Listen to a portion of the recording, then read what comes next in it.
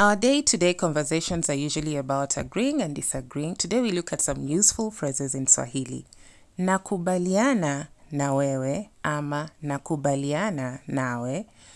Kukubaliana is the verb to agree with. Sikubaliani nawe ama sikubaliani na wewe. I don't agree with you. That's the negation of the first sentence. Ni sawa, nimekubali. It's okay, I've agreed.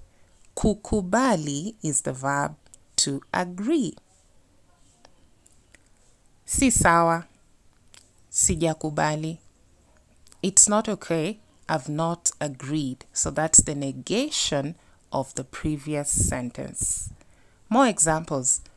Unakubaliana na mimi? Do you agree with me?